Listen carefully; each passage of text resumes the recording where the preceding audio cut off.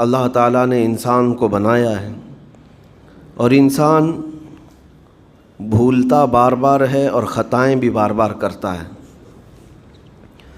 خطا کرنے والا اور بھول جانے والا اللہ کی بارگاہ میں ایسا نہیں ہے کہ وہ ہمیشہ کے لیے ناکارہ ہے، بلکہ اللہ تعالیٰ نے اسے زندگی میں بار بار موقع دیے ہیں کہ تو اپنی خطاؤں سے اور اپنی بھول سے پھر سے دوبارہ اپنی اچھی زندگی میں آ جا، اور اسی کو ہم توبہ کہتے ہیں۔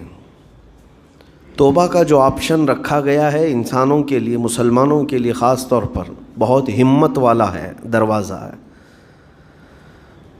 بہت ہمت والا دروازہ ہے۔ اور اسی وجہ سے حدیث پاک میں یہ ہے کہ گناہ کرتا ہے بندہ، پھر توبہ کرتا ہے، پھر گناہ کرتا ہے، پھر توبہ کرتا ہے، یہ کرتا رہتا ہے۔ فرشتے اللہ کی بارگاہ میں عرض کرتے ہیں کہ مولا یہ تو بار بار وہی کرتا ہے، پھر توبہ کرتا ہے۔ اگر ہمارے ساتھ کوئی غلطی ایک بار دو بار کر دے، تیسری بار تو ہم اسے چھوڑیں گے بھی نہیں۔ انسانوں کی طبیعت تو یہی ہے، لیکن بندہ جب بار بار ایک خطا کرتا ہے اور پھر توبہ کرتا ہے، پھر خطا پھر توبہ، تو فرشتے جب اللہ کی بارگاہ میں یہ عرض کرتے ہیں کہ مولا یہ ہر بار یہی کرتا ہے، تو جانتے ہیں پروردگار عالم کیا فرماتا ہے؟ ارشاد فرماتا ہے، اے میرے فرشتوں، میرا بندہ مجھے رحمان سمجھتا ہے، اس لیے بار بار توبہ کرتا ہے، مجھے وہ ارحم الراحمین سمجھتا ہے، ورنہ کون بار بار اللہ تبارک و تعالیٰ کی بارگاہ میں دروازہ کھٹکھٹاتا؟ تو رب تبارک و تعالیٰ ارحم الراحمین ہے، یہ تصور ہر مسلمان کے ذہن میں ہے، اس کی وجہ سے وہ کبھی مایوس نہیں ہوتا۔ اور شیطان کا سب سے بڑا حربہ کیا ہے جانتے ہیں آپ؟ سب سے بڑا بہکانے کا اور گمراہ کرنے کا اور ہمیشہ گناہوں میں ملوث رکھنے کا سب سے بڑا آلہ، کہ بندے کو سب سے پہلے نا امید کرتا ہے، اب تیرا کیا ہوگا، تو بہت برباد ہو چکا ہے۔ یہ جو خیال شیطان ڈالتا ہے دل میں، اس کے بعد پھر وہ بندہ جری ہو جاتا ہے، اب میرے توبہ سے بھی کچھ ہونے والا نہیں ہے، جو جس طرح زندگی چل رہی چلنے دو، ارے 50 سال ہو گئے اب تک میں یہی کرتا رہا، اب کیا سدھروں۔ یہ جو خیالات ہے یہ شیطان ڈالتا ہے تاکہ اس کی کفر پر موت ہو جائے، تاکہ وہ ہمیشہ گناہوں کی موت مرے۔ نا امیدی جو ڈالتا ہے شیطان، اب میرے ساتھ کچھ ہونا نہیں ہے۔ نہیں میرے عزیزو، رحمت عالم صلی اللہ تعالیٰ علیہ وسلم کی بارگاہ میں کیسے کیسے لوگ آئے اور ارحم الراحمین نے ان کی توبہ قبول کی۔ آپ کو ایک بات میں بتاؤں، سیدنا عمر ابن خطاب رضی اللہ تعالیٰ عنہ کا دور ہے۔ مثنوی شریف میں مولانا روم فرماتے ہیں، جنت البقیع آپ نے سنا ہوگا، قبرستان مدینے کا، مدینے کے قبرستان میں رات کے وقت ایک بوڑھا آدمی 80 سال کا جو بانسری بجاتا تھا اور اسی سے پیسہ کماتا تھا، اس کی بانسری میں بڑی اچھی لے تھی، بڑی سر اچھی تھی، لوگ سنتے تھے اور پیسے دیتے تھے، لیکن بڑھاپے میں جب سانس پھولنے لگ جاتی ہے، ہانپنے لگ جاتا ہے، سانس نہیں ٹھہرتی، تو بانسری کیسے بجتی؟ اس کی لے ٹوٹ جاتی، لہجے بدل جاتے۔ بوڑھا آدمی، اب اس کی بانسری سننے کو کوئی آتا نہیں تھا اور پیسے ملتے نہیں تھے، تھک ہار کر کے وہ آیا، رات کا وقت تھا، جنت البقیع قبرستان میں، 80 سال کی عمر کا ہو گیا ہے، اس نے بانسری توڑ دی، کہا زندگی بھر جس چیز سے میں کماتا تھا اب میری سانسوں نے جواب دے دیا، جسم پھولنے لگا ہے، سانس زیادہ آنے لگ گئی ہے، اب میرا کھانا پینا کیسا چلے گا؟ خیر ارحم الراحمین ہوں تو تیرا ہی بندہ، میرے اہل و عیال نہیں، میرے رشتہ دار نہیں، مجھے اگر تو بھوکا مارنا ہے تو اسی قبرستان میں مار دے، یا اگر میری زندگی باقی ہے تو میرے رزق کا انتظام کر دے۔ وہ رو رہا تھا 80 سال کی عمر میں۔ جب بندہ لاچار و مجبور ہوتا ہے تو پروردگار کو ہی یاد کرتا ہے۔ جانتے ہیں عمر ابن خطاب رضی اللہ تعالیٰ عنہ امیر المومنین مسجد نبوی میں تھے اور ان کی آنکھ لگی تھی، خواب میں رسول پاک صلی اللہ تعالیٰ علیہ وسلم تشریف لائے، کہا عمر اللہ کا حکم ہے جنت البقیع میں جاؤ، ایک بھوکا آدمی کھڑا ہے، اپنے گھر سے کھانا لے جاؤ اور اس کی ضرورت کا انتظام کرو۔ نیند کھلی تو آپ نے دیکھا اللہ کے حبیب صلی اللہ علیہ وسلم کی طرف سے حکم آیا اور رب ذوالجلال کا حکم ہے.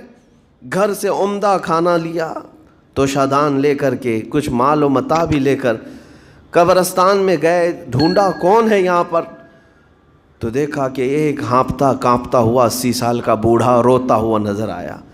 امیر المومنین اپنے ہاتھ میں توشادان لے کر اس کے قریب گئے. کہا تو بھوکا ہے؟ کہا ہاں بھوکا ہوں. بیٹھ چل میں تجھے کھلاتا ہوں. دسترخوان بچھا کر اسے اپنے ہاتھوں سے کھلایا اور اسے اپنی ضرورت کے مطابق جو ضروریات تھیں اس کی ضرورت کے مطابق وہ ساری چیزیں دی. وہ بوڑھا پوچھتا ہے آپ کون ہیں؟ حضرت عمر فاروق نے کہا میں عمر ابن خطاب ہوں.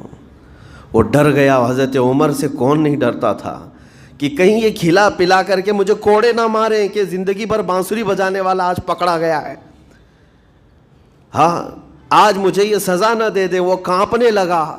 کہا کہ آپ یہاں کیسے؟ حضرت امیر المومنین کہتے ہیں میں خود نہیں آیا, مجھے اللہ کے رسول نے بھیجا اور رب تبارک و تعالیٰ کا حکم آیا تھا کہ تو بھوکا ہے اور تو نے رزق مانگا ہے اور مجھے تیرے رزق دے کر کے بھیجا گیا ہے. وہ چیخ مار کر کے گر پڑا زمین پر اور رونے لگا اپنے ہاتھ پھیلا کر. کہا سچ فرمایا مولا تو ارحم الراحمین ہے. 80 سال تجھ سے دور بھاگتا رہا, ایک بار کیا تجھے میں نے پکارا, تو نے وقت کے امیر المومنین کو کھانا دے کر بھیج دیا. اللہ رب العزت کی بارگاہ میں نا امیدی اور مایوسی جو شیطان لاتا ہے اس سے بندے بھٹک جاتے ہیں, بہک جاتے ہیں, انہیں توبہ کی توفیق بھی نہیں ملتی. اسی لیے میرا مولا فرماتا انا عند ظن عبدی بی. رب تعالیٰ فرماتا میرا بندہ میرے بارے میں جیسا گمان کرتا ہے میں اس کے ساتھ ویسا سلوک کرتا ہوں. تم کیا گمان کرتے ہو؟ وہ سخت پکڑ کرے گا, ابھی مار ڈالے گا. وہ غفار ہے, قہار ہے, جبار ہے, لیکن ساتھ میں وہ ستار بھی ہے, وہ رحمان بھی ہے, رحیم بھی ہے. اگر رب تبارک و تعالیٰ ہر چیز پر پکڑ کرتا تو ہمارا تو جینا ہی نہیں تھا. یہاں پر اتنے گناہ ہو چکے. اور وہ رب تعالیٰ فرماتا وسعت رحمتی کل شیء, میری رحمت نے ہر چیز کو گھیر رکھا ہے. اللہ رب العزت بندوں کو معاف کرنے کا اظہار زیادہ فرماتا ہے. اور جانتے ہیں آپ گناہ جب عام ہوتے ہیں, میں آپ کو اپنے گھر کی بات بتا دوں. میرے گھر میں آپ 4 دن کے مہمان بن کر کے آئے ہیں. کبھی میری کھڑکی توڑ رہے ہیں, کبھی دروازہ توڑ رہے ہیں, کبھی ہمارے گھر کے برتن پٹک رہے ہیں, کبھی فرشی اکھاڑ رہے ہیں. کب تک برداشت کروں گا؟ آپ کو نکال کر باہر کر دیں گے. مہمان نہیں, یہ بلا ہو گئی ہے, گھر سارا اجاڑ رہا ہے. ایک چیز پر چھوڑ دیا جائے, 2 چیز پر چھوڑ دیا جائے, یہ انسانوں کی فطرت ہے, انسانوں کی فطرت.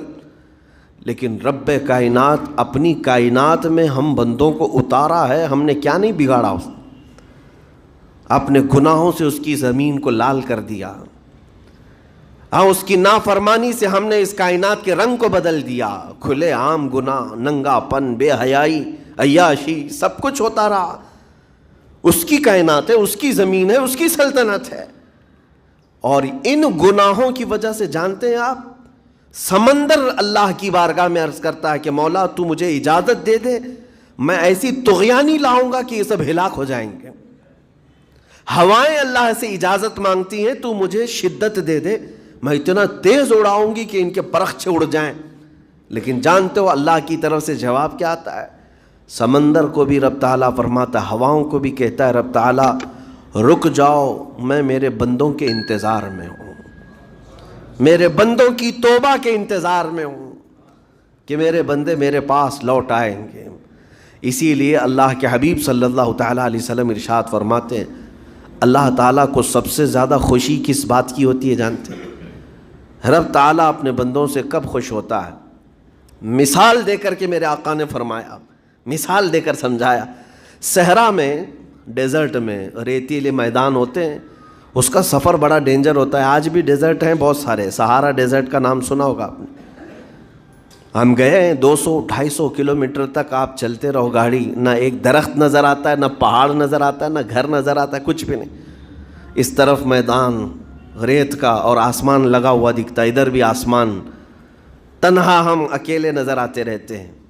صحرا کا جو سفر ہوتا ہے بہت کٹھن ہوتا ہے۔ نبی پاک صلی اللہ تعالیٰ علیہ وسلم مثال دیتے ہوئے ارشاد فرماتے، ایک بندہ اپنی اونٹنی لے کر، اس پہ ساز و سامان لے کر کھانے پینے کا صحرا کے سفر پر تھا، اور صحرا میں کھانا پانی بہت مقدار میں لی جاتی ہے کیونکہ کچھ ملتا نہیں، اور جلد سے جلد وہاں سے سفر گزار کر کے آنا۔ ایک بار اگر راستہ بھٹک گیا موت ہو جاتی، وہاں پہ راستہ ملے گا نہیں، جس طرف بھی جاؤ تو لگے گا سیدھا ہی چل رہا ہوں، ڈائریکشن ہی نہیں پتہ ہوتے صحرا میں۔ حضور پاک صلی اللہ علیہ وسلم فرماتے ہیں ایک بندہ صحرا کے سفر میں اپنی اونٹنی کے ساتھ ساز و سامان لے کر سفر پر تھا، بیچ راستے میں اسے نیند آئی، سویا، سو کر کے اٹھا تو دیکھا اس کی اونٹنی ساز و سامان کے ساتھ غائب ہے، صحرا میں، بیچ صحرا میں۔ اب جو سواری تھی وہ غائب ہے، کھانا پانی تھا وہ غائب ہے، کچھ نہیں ہے ساتھ میں۔ گھبرا گیا، پریشان ہوا، اپنی اونٹنی کو ڈھونڈتا ڈھونڈتا تھک گیا، کبھی ادھر کبھی ادھر، کبھی ادھر کبھی ادھر، ہر جگہ کہیں کوئی نشان نظر نہ آئے۔ اور جب سواری نہیں ہے تو اب کئی 100 کلومیٹر کا بغیر کھانے پینے کے کیسے سفر کرتا؟ تھک ہار کر کے دوسرا دن ہو کہ تیسرا دن ہو، ایک جگہ وہ بندہ سو گیا، پھر سے سو گیا، اب راستہ بھی نہیں ملتا، سویا تو نیند سے اٹھا جب تو دیکھا اس کی اونٹنی بھی موجود ہے، اس کا ساز و سامان بھی ہے۔ یہ مثال ہے، یہ مثال ہے۔ میرے آقا صلی اللہ علیہ وسلم صحابہ سے اب پوچھتے ہیں، اے میرے صحابہ بتاؤ اس بندے کو جو صحرا میں گمشدہ اونٹنی جس کی مل جائے اسے خوشی کتنی ہوگی؟ صحابہ کہتے ہیں یا رسول اللہ اس کی تو جان میں جان آ گئی ہوگی، کیونکہ وہ جانتے تھے صحرا کا سفر کیا ہوتا ہے۔ کہا سب سے زیادہ اسے خوشی ہوگی کہ اس کا کھویا ہوا سامان مل گیا، کھوئی ہوئی سواری مل گئی۔ میرے آقا صلی اللہ علیہ وسلم فرماتے ہیں گم شدہ اونٹنی کے ملنے پر جیسے اس مسافر کو خوشی ہوئی، اس سے کئی زیادہ بڑھ کر کے رب تعالیٰ کو اس وقت خوشی ہوتی ہے جب ایک گنہگار بندہ واپس توبہ کر کے اس کی بارگاہ میں آتا ہے۔ رب تعالیٰ کی بارگاہ میں جب بندہ پلٹ کر کے آتا ہے، رب تعالیٰ فرشتوں پر اس بندے کو دکھا کر رشک کرتا ہے، ارشاد فرماتا ہے میرا بندہ میرے پاس آ گیا، میرا بندہ میرے پاس آ گیا ہے۔